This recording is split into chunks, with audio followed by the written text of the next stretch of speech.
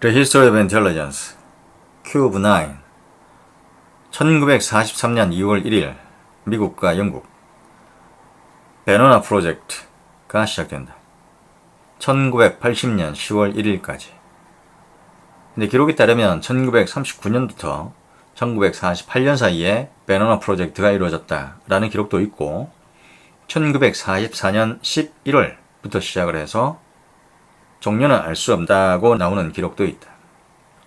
베너나 프로젝트 was a counterintelligence program initiated by the United States Army's Signal Intelligence Service. Later, the National Security Agency, NSA. The purpose of the Venona project was a decryption of messages transmitted by the intelligence agencies of the Soviet Union. For example, the NKVD, the KGB, and the GRU.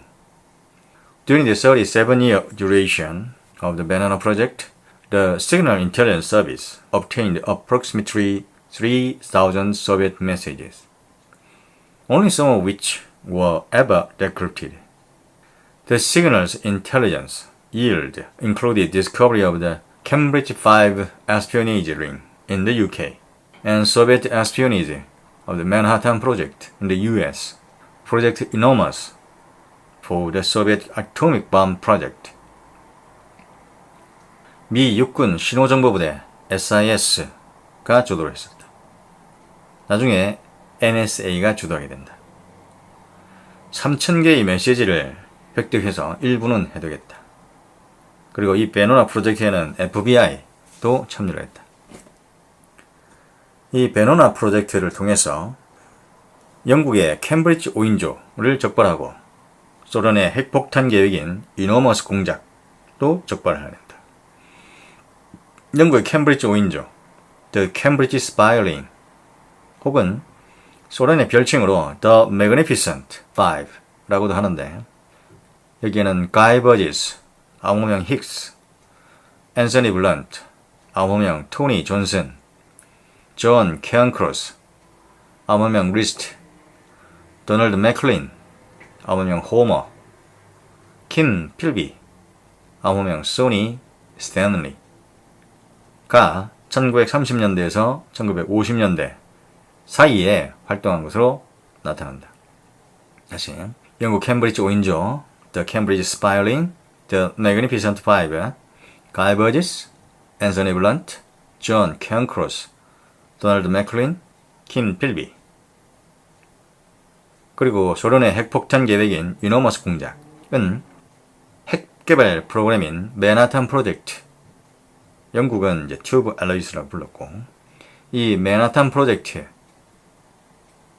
탐지하는 공작이 이노머스 공작인데, 이 이노머스 공작은 맨하탄 프로젝트를 탐지하는 공작을 가리키면서 소련의 핵폭탄 개발 계획을 가리키는 공작명이기도 하다. 이노머스. 그러니까 소련의 핵폭탄 계획, 이노머스 공작, 탐지해서 개발하는 공작이라고 하면 되겠다. 1943년 4월 14일 혹은 1942년 이전부터 1946년 5월 4일까지 소련 스메르시가 설립된다. 스메르티 스티피오남, 스파이에게 죽음을. 이 이름은 스탈린이 직접 지어준 이름이다. 독일과 소련의 전쟁, 독서 전쟁 당시에 소련군의 방첩부서로 후방을 보호하는 역할을 부여하기 위해 설치한 기구이다. 나치 무역자, 반공 파르티잔, 반란병, 탈영병, 스파이, 군 범죄 조사, 그리고 그 체포, 이런 일을 했다. 그리고 히틀러와 에바 브라운의 유해를 발굴해서 보관을 하다가 1970년 4월 안드로포프 소련 서기장이 네오나치를 우려해서 완전히 화장해서 그 엘바강에다가 그냥 그 뼈를 상고를 해버렸다. 라는 기록이 있다. 근데 이게 기록이 유해를 발굴해서 보관하다가 이게 동시에 나오는 걸로 봐서 스메리시라는 이 기구가 1940년 5월 4일 없어진 게 아니라 계속 존속해 온 것이 아닌가라는 표현이 나온다. 그러니까 발굴해서 보관한다라는 기록이 있기 때문에 이거는 좀 더 확인해 볼 필요가 있겠다. 일단 스메르시 was an umbrella organization for three independent counterintelligence agencies in the Red Army formed in late 1942 or even earlier, but officially announced only on 14 April 1943. 1943년 5월 17일 영국과 미국 브루사 협정, 영국과 미국 사이의 협정, 영미협정, 브리탄 USA 협정을 체결한다. 이 브루사 협정은 2차 세계대전 동안 서로 암호학을 협조하고자 하는 그런 협정이었다. 2차 대전 후 1948년 우쿠사 협정으로 대체가 되고 이 우쿠사 협정은 에셜론에 기반이 된다. 1944년 영국 암호학교 GCCS를 GCHQ로 바꾼다. GCCS, Government Code and Cipher School. 근데 이걸 1946년이라고 나타나는 기록도 있고 1945년에 이렇게 GCHQ로 바뀌었다라는 기록도 있다.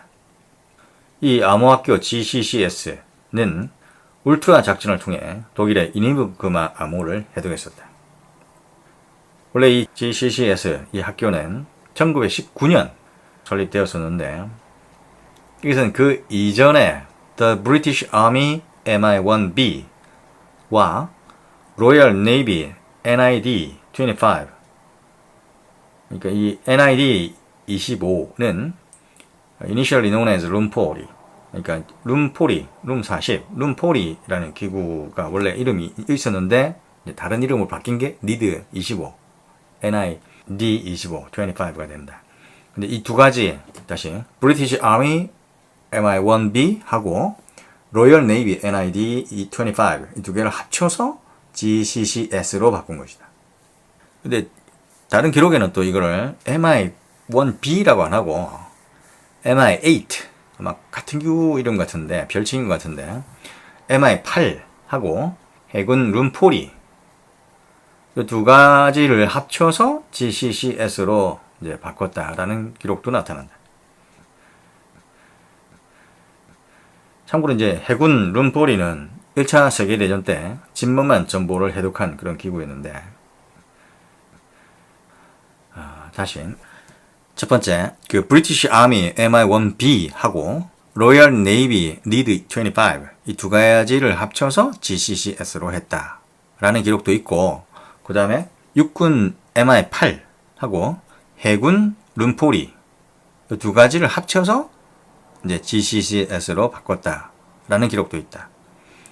그러니까 이제 MI-1B가 별칭으로 MI-8이라고 불리는 것 같고 그리고 해군 룸포리는 나중에 NID-25, NID-25로 이렇게 이름이 바뀌었는데 그냥 부르기를 룸포리라고 이렇게 불렀던 것 같다. 하여튼 그 British Army MI-1B 하고 Royal Navy NID-25 합쳐서 GCCS 혹은 육군 MI-8과 그 다음에 해군 룸포리 합쳐서 GCCS로 바꾼 때가 1919년. 그리고 GCCS가 지속되어 오다가 1944년 혹은 45년, 46년경에 GCHQ로 바뀐 것이다. 이후에 독일은 1974년 영국 공군 RAF, Royal Air Force, 그러니까 영국 공군의 장교 윈터보탐이 울트라 작전에 대한 내용의 책을 출판하고 나서야 비로소 이니그마 암호 체계가 2차 대전 당시에 침투를 했었구나라는 것을 인지했다라는 이런 말이 있다.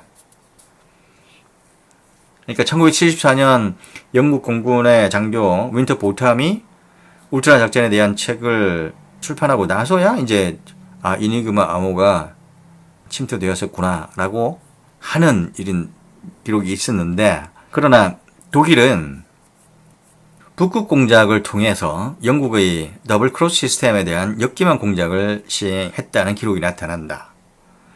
그러니까 북극 공작을 통해서 이제 네덜란드의 첩자 스파이들을 이렇게 체포하면서 영국의 정보원들도 함께 이렇게 체포를 하게 되는데, 그게 이제 북극 공작으로, 오히려 이 북극 공작을 통해 영국의 더블 크로스 시스템에 대한 역기만 공작을 해서 정보를 역용을 했다라는 그런 기록이 나타나고 있다.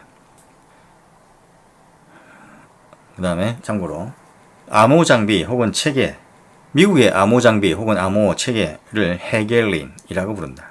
이것은 1939년 영국의 앨런 튜링의 bomb 혹은 범배의 개량형이라고 부르면 된다. 그리고 독일의 암호 장비 혹은 암호 시스템은 이니그마가 있었고, 일본은 퍼플이 있었다. 자, 미국의 해겔린, 영국의 bomb 혹은 범배, 그다음 독일의 이니그마, 일본의 퍼플.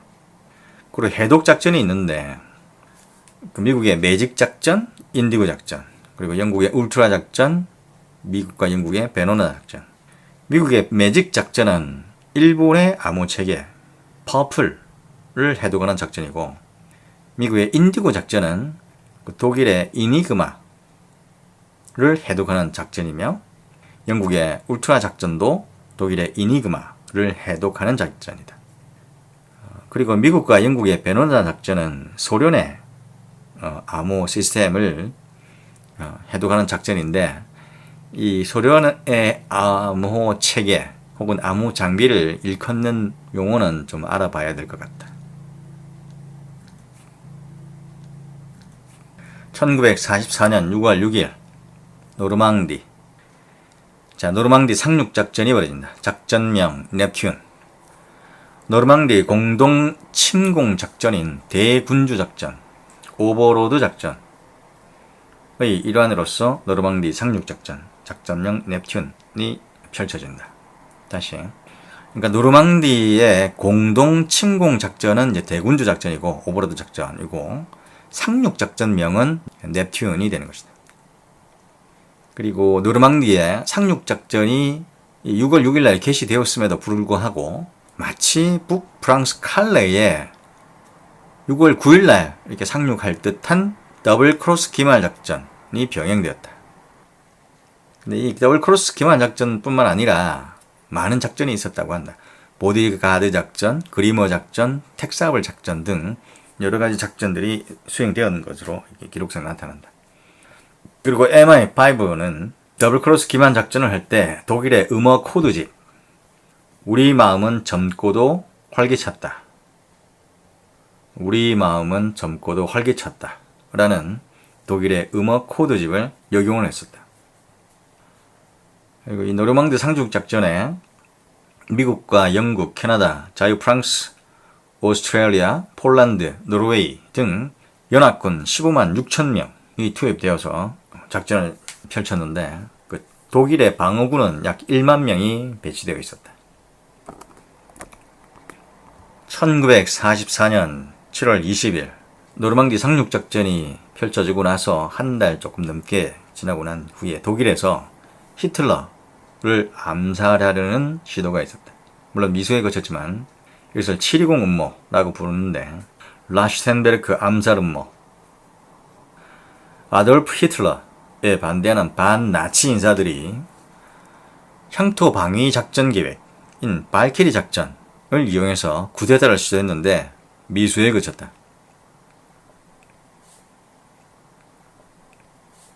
(1944년 8월) 한국의 독립운동단체와 미국 옐로우 프로젝트, 조선민족혁명당, 조선민족혁명자 통일동맹, 그리고 미국의 OSS의 대일연합작전으로 후방교란과 정보수집 작전을 수행하는 그런 작전이었다. 그게 바로 옐로우 프로젝트로, 이 기록은 미국 국립문서기록관리청 나라에 나타난다. 다시 옐로우 프로젝트라고 조선민족혁명당, 조선민족혁명자 통일동맹, 그리고 미 OSS의 대일본 연합작전으로 후방 교란과 정보 수집을 수행하는 작전이 바로 옐로우 프로젝트가 되겠다. 이 기록은 미국의 국립문서기록관리청 나라에 나타난다. 여기에 옐로우 1 김윤서는 쿤밍을 담당했고 옐로우 2는 텐진을 그리고 베이징을 텐진과 베이징을 옐로우 3는 산동반도를 옐로우 4는 차하이와 샤우제를 각각 담당하는 것으로 기록이 나타난다. 옐로우 1은 김윤서인데 옐로우 2, 3, 4는 모르겠다. 그리고 1945년 2월 혹은 1945년 4월 3일 비교할 개념으로 임시정부와 미국이 독수리 작전, 그러니까 임시정부의 광복군과 미국의 독수리 작전이 있었다. 이글 프로젝트. 김구주석과 지청천 광복군 총사령관이 OSS와 함께 국내 진입 작전을 계획했던 것이다. 여기에는 이제 장준하도 참여를 했었다. 다시 김구주석과 지청천 광복군 총사령관이 OSS와 함께 국내 진입 작전을 펼치려고 했는데 그 작전명이 독수리 작전. 광복군의 독수리 작전. 장준하도 참여를 했고 1945년 8월 7일 그러니까 히로시마에 원자 폭탄이 떨어진 게 8월 6일이니까 8월 7일 그 다음날 아예 OSS의 도너반 장군이 직접 광복군 기지대 서안을 방문을 해서 그 자리에서 김구주석과 함께 작전 개시를 선포했다. 그리고 비교할 개념으로 1945년 2월 달에 그러니까 이제 임시정부와 미국의 독수리 작전이 있을 즈음인데 미주 하와이 지역 한인이 참여를 하는 넵코 작전이 있었다. 넵코 작전은 하와이 지역 이제 한인들이 참여하는 건데 여기에 참여한 인물 중에 한 사람이 유한양행 유일한 선생이다. 당시 나이 50세인데 특수공장 훈련을 받았다. 암호명 A다. 당시 나이 50세에 유일한 선생이 공장 훈련을 받았다. 그 작전명이 넵코 작전. 1945년 2월. 자, 다시 1944년 8월 달에 옐로우 프로젝트. 조선민족혁명당, 조선민족혁명자 통일동맹과 미 OSS의 대일연합 작전.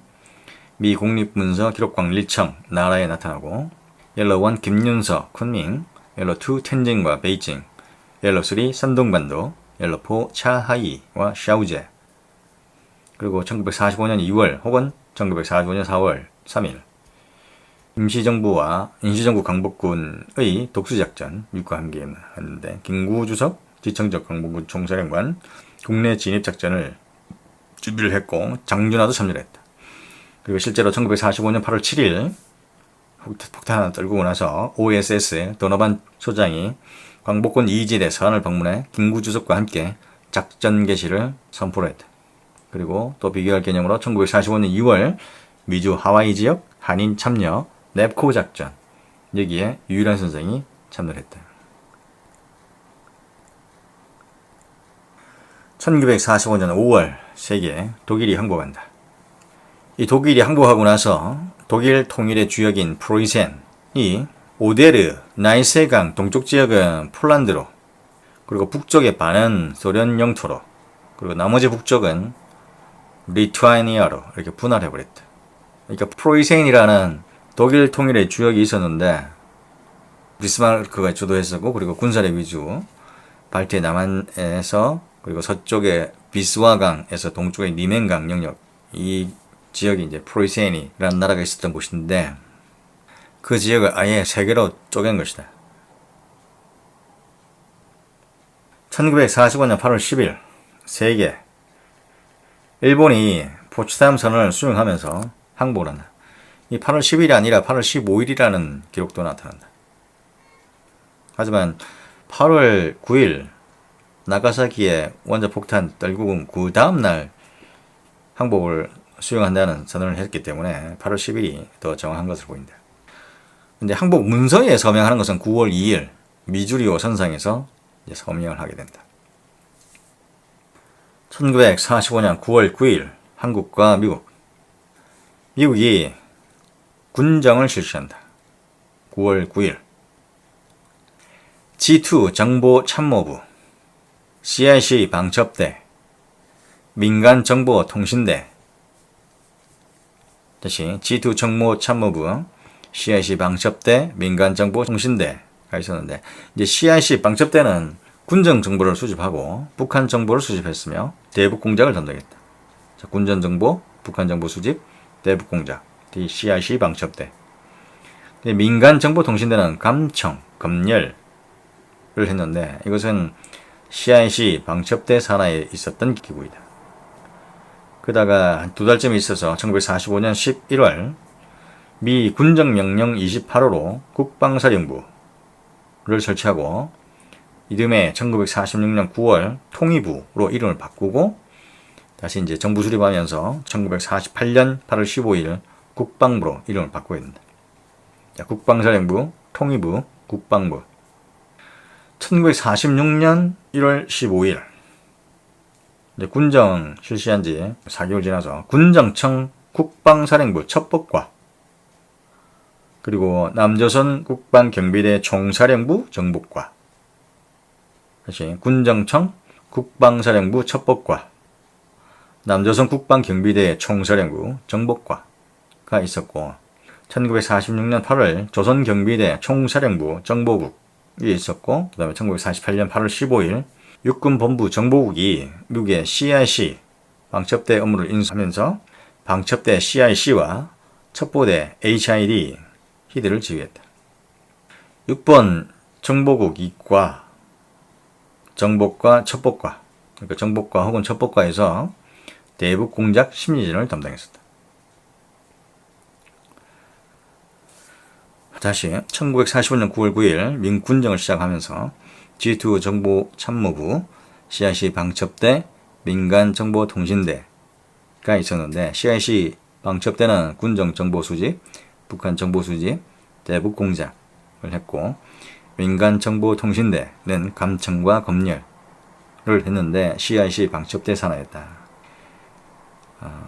1946년 1월 15일 군정청 국방사령부 첩법과 남조선 국방경비대 총사령부 정복과가 있었고 1946년 8월 조선경비대 총사령부 정보국 그리고 1948년 8월 15일 6번 정보국이 미 CIC 업무를 인수하고 방첩대 CIC와 첩보대 HID를 지휘하게 된다.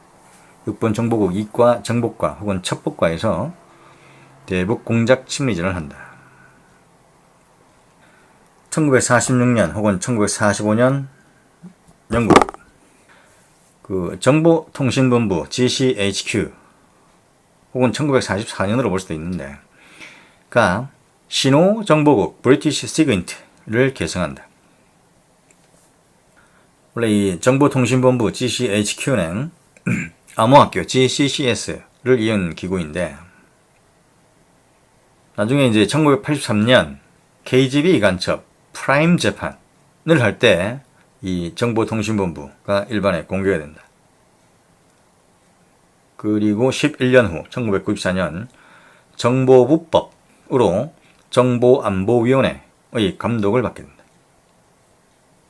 다시 정보통신본부 GCHQ가 1946년도에 신호정보국 브리티시 시그인트를 결성했는데 이 GCHQ는 이제 GCCS를 이은 기구이고 나중에 1983년 KGB 간첩인 프라임을 재판할 때 이 GCHQ가 일반에 공개된다. 그리고 1994년 정보부법으로 정보안보위원회의 감독을 받게 된다. 1946년 1월 미국 트루먼이 중앙정보단 CIG를 설치한다. 원래 그 전에 이제 OSS가 있었는데 이 트루먼이 중앙정보단 CIG로 바꿨다. 나중에 CIG는 CIA로 바뀐다. 그러니까 순서가 OSS, CIG, CIA. 그러니까 이전 기록에 보면 이제 OSS가 CIA로 바뀌었다라고 했는데 그것도 맞는 말이지만 그 사이에 CIG라는 중앙정보단이라는 기구가 중간에 있었던 것이다. 이 CIG는 대통령 직속으로 NSC 산하의 지휘를 받도록 했으며 이 CIG 국장이 DCI를 겸직했다. CIG 국장이 DCI 겸직을 했었다. 1947년 미국 반도체 트랜지스터 효과를 발견한다. 자, 1947년 반도체 트랜지스터 효과를 발견한다. 이것은 마이크로 일렉트로닉스 혁명의 시작이 된다. AT&T 벨 연구소의 브래튼, 바딘, 쇼클리가 게르마늄 반도체에 도체선을 연결을 하면 전기 신호가 이렇게 증폭이 된다라는 점을 발견하고 이 전기 신호 증폭 현상 자체를 트랜지스터라고 명명을 했다. 다시 AT&T 벨 연구소의 브래튼, 바딘, 쇼클리가 게르마늄 반도체에 도체선을 연결하면 전기 신호가 증폭되는 현상을 발견하고 그 전기 신호 증폭 현상 자체를 트랜지스터라고 이렇게 명명을 했다. 입력 신호 파형의 변형이 없이 전압이나 전류의 확대만으로 신호가 증폭된 것이다. 이 현상 자체가 이제 트랜지스터라고 해요. 이후 1954년, 그러니까 한 7년 정도 있다가 텍사스의 인스트루먼트라는 회사가 이 게르마늄 대신에 실리콘을 이용한 트랜지스터를 발명한다. 그리하여 2세대 컴퓨터가 등장하게 된다. 4년 후 1958년 트랜지스터, 저항, 축전기. 다시 트랜지스터와 저항과 축전기를 아예 하나의 기판에 통합한 집적 회로 Integrated Circuit IC 회로를 개발해서 이 IC 회로를 대륙간 탄도탄 미니트맨 2와 아폴로 프로그램에 사용하게 된다. 다시 1958년도에 트랜지스터와 저항, 축전기를 하나의 기판에 통합한 직적 회로 IC 회로를 개발해서 대륙간 탄도탄 미니2와 아폴로 프로그램에 사용을 한다. 그리고 8년 지나서 1966년경 이 IC 집적 회로를 이용한 IC 컴퓨터가 등장한다. 그러면서 트랜지스터 집적 기술이 발전하게 되는데 이때 이제 사용하는 법칙이 무어의 법칙으로 1965년도에 무어가 24개월이나 8개월마다 집적 기술이 2배씩 이렇게 발달한다. 라는 이 무어의 법칙을 발표한다. 이후 1971년 인텔 엔지니어 테드 호프가 마이크로 프로세서 인텔 보스하는 4를 개발한다. 메모리, 연산, 논리, 제어 회로 등을 하나의 실리콘 칩에 집적을 한 것이다. 다시 메모리, 연산, 논리, 제어 회로 등을 하나의 실리콘 칩에 집적한 것이다. 이 하나의 실리콘 칩에 트랜지스터 2300개가 들어가는 용량이었다. 그리하여 PC라는 것이 등장하게 된다. IBM 마이크로 컴퓨터가 등장하게 된 것이다. 이후에 10의 12승 피코초, 10의 15성 펜토초 처리 속도의 초고밀도 집적 회로 VLSI Very Large Scale Integration으로 발전하게 된다. 다시 10의 12승 피코초, 10의 15승 펜토초 처리 속도의 초고밀도 집적 회로 VLSI Very Large Scale Integration으로 발전한다. 1947년 미국과 영국 우쿠사 어코드, 미국과 영국의 신호정보 공유 협정이다. 이 우쿠사 어코드는 1972년 캐나다, 호주, 뉴질랜드를 포함한 Five Eyes로 확정된다. 그리고 이 당시 일본이 제3자 지위로 참여했다. NSA 주도 애슐런이 결성되었다. 하루에 120만 건을 도청하게 된다. 이 애슐런 관련 기지가 우리나라에도 있다. 오산의 공군기지, 평택 험프레이 캠프에 애슐런 관련 기지가 있는 것으로 보인다. 1974년 워터게이트 청문회에서 NSA의 샴록 공작이 폭로가 된다. 이 샴록 공작은 전보나 전신에 대한 무영장 감청을 하던 그런 공작이었는데 그것은 이제 샴록 공작이라 하고 샴록 공작이 감청만 한 건 아니겠지만 하여튼 샴록 공작을 워터게이트 청문회에서 이제 폭로를 하게 되고 어떤 공작인지를 알게 되는 것이다. 이후에 2007년 프리즘, 이 프리즘은 애슐론의 IT 버전인데 인터넷 통신사 중앙 서버에 접속을 해서 그 사용자의 정보를 수집하는 프로그램이 이제 프리즘이 되겠다. 이 프리즘은 데이터베이스이면서 수집하는 프로그램을 가리키기도 하고 공작을 가리키는 이름이기도 하다. 2013년 6월 10일 CIA, NSA의 기술자인 스노든이 가디언지와 워싱턴 포스트지에 애슐론이라는 것을 폭로를 한다. 이 당시 애슐론은 하루에 30억 건을 감청을 하고 있었다.